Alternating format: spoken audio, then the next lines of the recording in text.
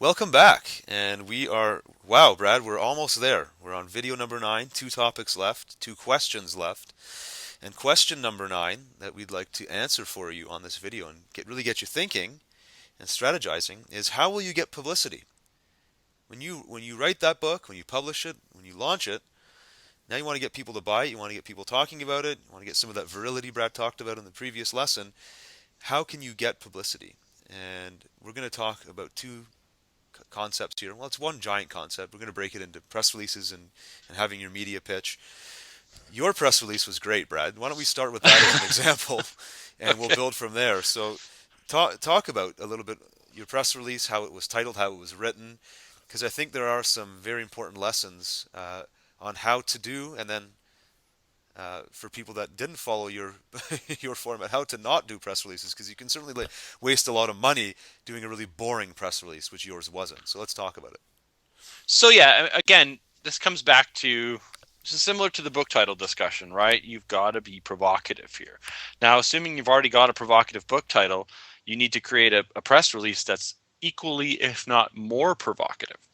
So, in my book, I actually talk about how I dropped out of high school, and I uh, I actually encourage some people to do the same.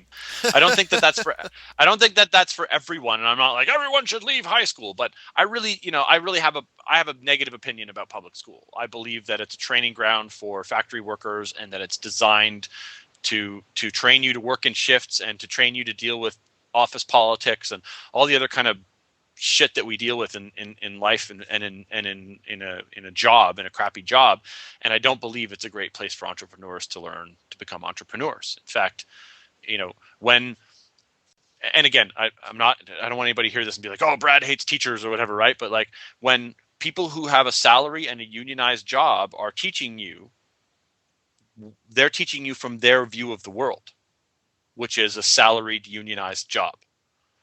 And they're not thinking like entrepreneurs, and that doesn't mean that they're bad teachers. That the lessons that they're teaching are there for them to teach, but they're certainly not teaching you to think like an entrepreneur. And again, that's not what this discussion is about, but that's why I say it. So I want people to hear this and be like, oh, Brad encourages everyone to drop out of school. No, it's good because So you're what I laying the groundwork for what your press release was all about.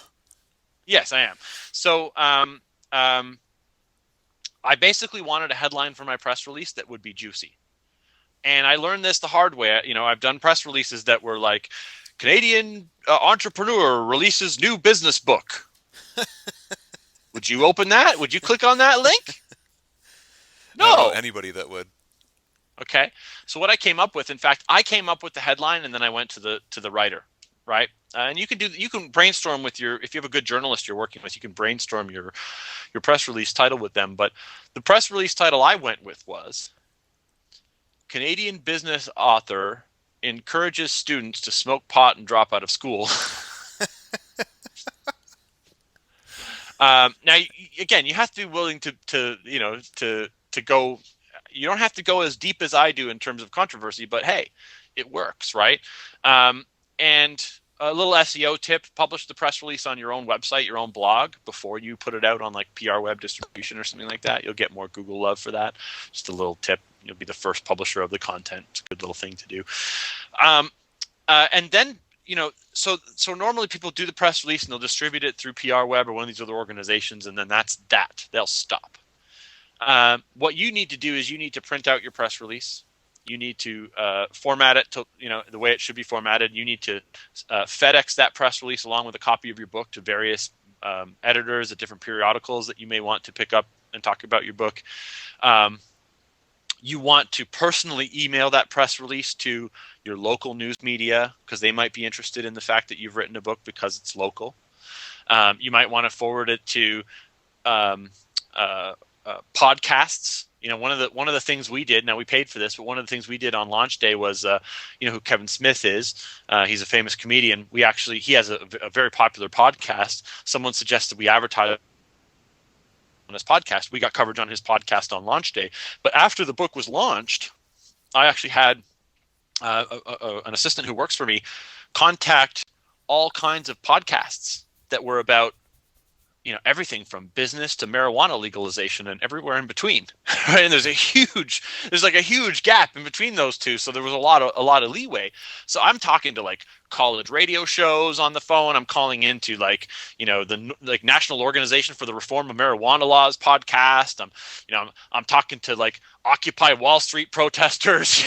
Like I'm all over the place on, with all these different places. But what we did was we sent them a copy of the press release along with an email. The press release was attached to an email that was the pitch. The pitch was, hey, and of course I had someone doing this for me. So she said, hey, my boss has just published his best-selling book.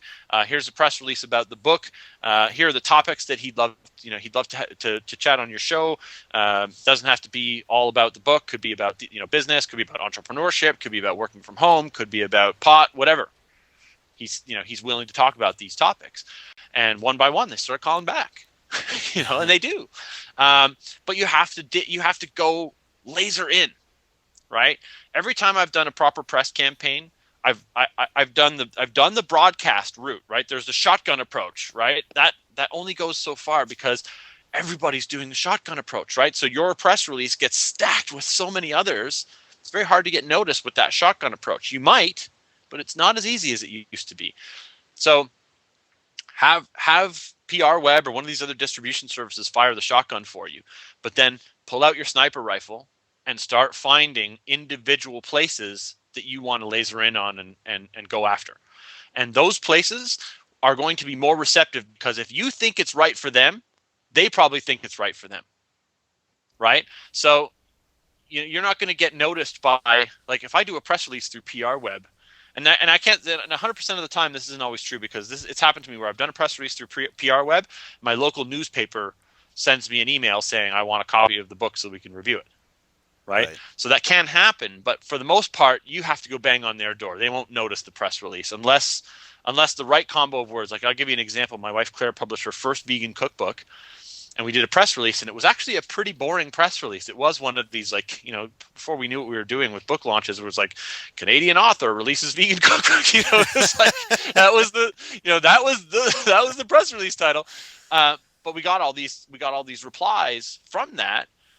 Because there were certain companies or certain organizations looking for vegan cookbook press releases. So Veg News, which is a physical magazine, goes out to 250,000 people, contacted Claire asking for 2 copies of her book so they could review it. So, of course, we dispatched 2 copies of the book to them, and a couple months later, boom, she had a glowing review in their magazine. Second time we did a press release for her second book, we actually went a little more controversial. She had a breakfast cookbook. She had cloned the Egg McMuffin and made it vegan. So that was the press release title was, vegan cookbook author clones clones a vegan Egg McMuffin. So I can't remember the exact words that we used, but something along those lines. Didn't get the requests from the magazines. We had to go banging on their doors and say, hey, we got another cookbook. Oh, really? Okay.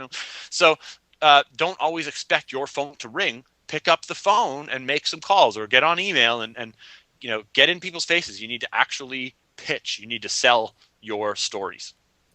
I think, that's probably one of the best pieces of advice on this entire course, because I think a lot of people fall into that trap that, well, I've done all these things that I'm supposed to do, and I put the press release out, and I have a website. Why is nothing happening? I put a YouTube video up. There's a YouTube video. Why is the phone not ringing? And Yeah. it's quite the opposite. And that's the importance of one of the first videos we talked about, which is knowing your topic and your position and your background. You need to be able to get behind this and be passionate about it, and to tell as many people as you can, and to really sell it.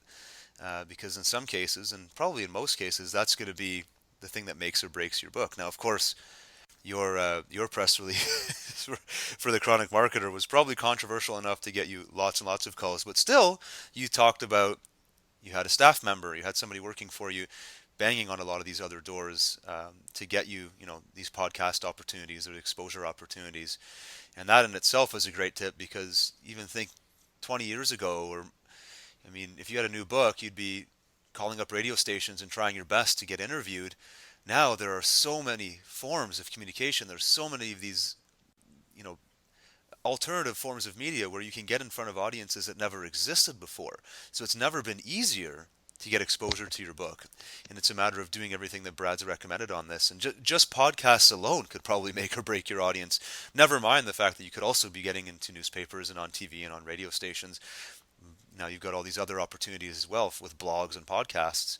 So it's really, I think it's a matter of, how bad do you want it? If you're going to hustle for it, there's a very good chance with a good press release, with a good book, that you're going to find that audience. You're going to find people that want to know more about what you're doing if you put all these pieces into play that Brad has suggested here.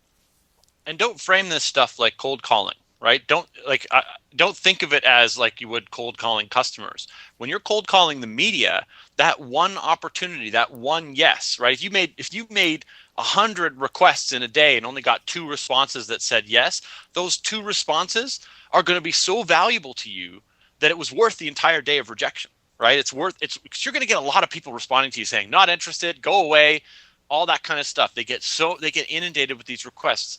Don't let any of those deter you from continuing, and don't be afraid to get 100 no's and 1 yes. Like, that's an extreme. It's not going to happen that way, but don't be afraid for it to happen that way, because that 1 yes will outweigh all those rejections. Yeah, what a solid piece of advice there. So yeah, be willing to do what it takes. Anything to add? No, I think that's good. There you go. So how will you get publicity? Video number 9. There's your answer, and one video left. We'll see you in just a moment.